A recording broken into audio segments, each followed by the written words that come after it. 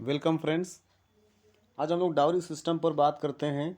Dowry system क्या है, दहेज प्रथा क्या है, ऐसा संबंधी एक लेख आपके एग्ज़ाम में आ सकता है। स्पेशली जो बोर्ड के एग्ज़ाम्स होते हैं उनमें आर्टिकल लिखने को आता है। 250 से लेकर के 300 वर्ड्स तक आपके एग्ज़ाम में पूछ सकता है, जो कि एक महत्वपूर्ण टॉपिक है। डाउरी सिस्टम, दहेज प्रथा।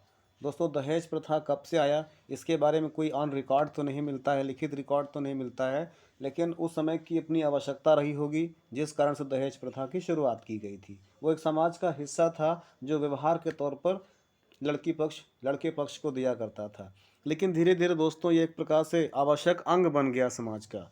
जिस अब क्या होता है, लड़का पक्ष के लोग लड़की पक्ष के लोग को दबाव में रख करके शादी कराते हैं और अनावश्यक रूप से अत्यधिक मात्रा में दहेज लेते हैं, जिस कारण से यह अब एक समाज का कलंक बन गया है। एक प्रकार से समाज के लिए अच्छा नहीं माना जाता है। दोस्तों, यही कारण है कि जो लड़कियों को आज बोझ माना जाने लगा है, क्योंकि वो माता पिता वो समझते हैं कि लड़की हमारी बड़ी हो रही है, शादी के लायक हो रही है और हमें अब आवश्यक रूप से अधिक धन संचित करना पड़ेगा।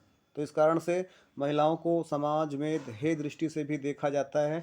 इसका प्रमुख कारण डाउरी सिस्टम भी है। हालांकि ऐसा नहीं कि आज भी आज इसको बढ़ावा दिया जा रहा है। ऐसे बहुत से कानून बना दिए गए हैं और ऐसे बहुत से शिक्षा के क्षेत्र में भी आज सब्जेक्ट ला दिया गया है, जिससे समाज में एक प्रकार की जागरूकता फैले।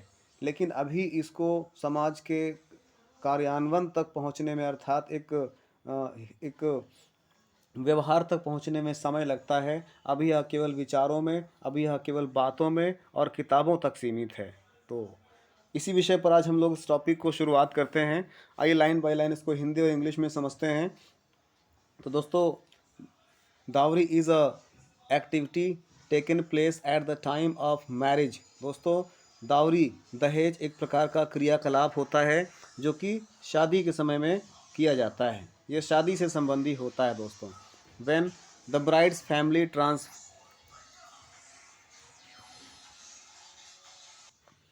हाँ व्हेन द आगे बढ़ते हैं। When the bride's family transfers wealth to the groom family.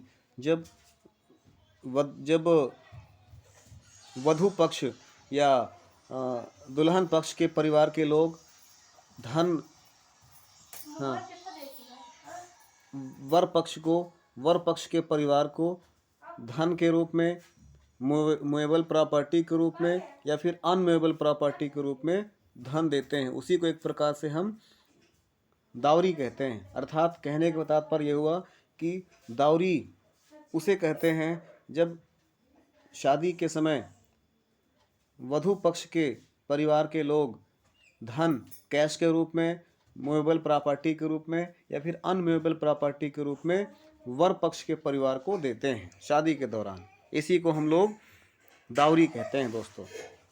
आगे बढ़ते हैं। The existence of the dowry system is hard to track. दोस्तों, दावरी सिस्टम की शुरुआत कब से हुई यह ट्रैक कर पाना तो बहुत कठिन है, but it has long existed in India. लेकिन ये इंडिया में काफ़ी लंबे समय से प्रभावी रहा है, काफ़ी लंबे समय से रहा। ऐसा नहीं कि अभी कुछ दिनों से इसकी शुरुआत की गई है, ये पहले से प्रथा में चला आता रहा है। लेकिन मैंने पहले ही कहा कि इसका अपना कुछ संबंध रहा होगा उस समय की व्यवस्था से। उस समय की व्यवस्था कुछ और रही होगी, आज की व्यवस्था कुछ और है दोस्तों। आगे बढ़ते हैं। Dowry system brings a dark cloud above the head of the bride family.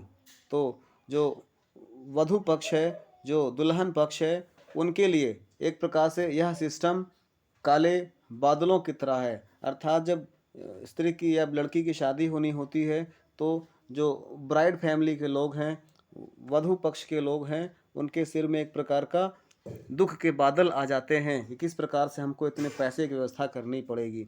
Fathers of young girl fears the day. उस दिन जो लड़की के पिता हैं वो भयभीत रहते हैं ऑफ देयर डॉटर्स मैरिज, अपनी पुत्री की शादी को लेकर के, and save money for their particular day, और उस विशेष दिन के लिए कुछ पैसे संचित करना कई वर्षों वर्षों पहले से शुरू कर देते हैं। उनको लगता है कि शादी में मेरी बेटी के कितना खर्च आएगा, तो उस जिस कारण से अपने खुद के शौक़, अपने खुद के सुखों को छोड़ करके वो अधिक पैसा संचित करने लगते हैं, ताकि आने वाले समय में मेरी पुत्री को कोई कष्ट ना हो। आगे बढ़ते हैं। The dowry system is quite more prevented. कहते हैं कि वास्तव में इस डाउरी सिस्टम को बिल्कुल रोक देना चाहिए, अलॉन्ग विथ कॉस्टिज्म। कास्टिज्म के आधार पर इस दावरी सिस्टम को बिल्कुल रोक देना चाहिए। और dowry is nothing but a nightmare for women, क्योंकि यह दावरी और कुछ नहीं, यह दहेज और कुछ नहीं, एक प्रकार से नाइट मेयर है, अर्थात बुरे स्वप्न की तरह है। एक नारी के लिए, एक महिला के लिए, एक लड़की के लिए यह दावरी, यह दहेज एक प्रकार से नाइट मेयर की तरह है, अर्थात एक बुरे स्वप्न की तरह है। Every woman goes through the ugly phrases, क्योंकि हर महिला एक न एक दिन इस प्रकार से कुचक्र या दुर्व्यवहार में फंसती जरूर है। Where she is made for feel like she is liability, where she is made to feel, जहाँ पर उसको फील कराया जाता है लाइक की तरह, शी इज़ अ लाइबिलिटी, कि वह एक प्रकार से लाइबिलिटी है, अर्थात एक प्रकार से आर्थिक बोझ है। कहीं ना कहीं उसको ये फील होता है परिवार में कि वह एक प्रकार से बोझ की तरह है घर में, क्योंकि अधिक पैसे खर्च करने पड़ते हैं उसकी शादी ब्याह में। आगे बढ़ते हैं दोस्तों। The country is continuously fighting against the dowry system. आज देश हर प्रकार से इस दावरी सिस्टम के विरुद्ध लड़ने के लिए तैयार है या संघर्ष कर रहा है। Various NGOs have come forward the rise the issues by spreading awareness from the population. कहते हैं वेरियस NGOs, बहुत सारे जो नॉन गवर्नमेंट ऑर्गेनाइजेशन हैं, हैव कम फॉरवर्ड, अब आगे आ गए हैं, एंड राइज द इश्यूज, और इस मामले पर अपनी बात बेबाक तरीके से रखते हैं, खुल करके रखते हैं। और किस प्रकार से? बाय स्प्रेडिंग अवेयरनेस, जागरूकता फैला करके, एमंग द पॉपुलेशन, इस भीड़ भाड़ में, अर्थात इस जहाँ पे पॉपुलेशन इतनी है, इस पॉपुलेशन में लोगों के मध्य में बहुत से NGO ऐसे हैं जो इस दावरी सिस्टम को एक प्रकार से बुराई मानते हैं और समाज में लोगों को जागरूक करके इस बुराई को दूर करने का प्रयास करते हैं। The beautiful gestures of providing a helping hand toward the newly वेडेड has taken N अगली टर्न। कहते हैं द ब्यूटीफुल गेस्चर, और एक प्रकार से यह सुंदर, गेस्चर मीन्स एक प्रकार से इशारा, of providing a helping hand, providing व्यवस्था करना, helping hand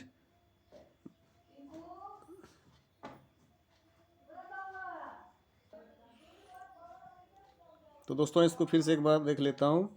the beautiful gesture of providing a helping hand toward the newly वेडेड has taken N अगली टर्न। तो कहते हैं इस प्रकार से the beautiful gesture of providing the helping hands, इस प्रकार से आज हाथ आगे बढ़े हैं सुंदर जोड़ों को मदद करने के लिए।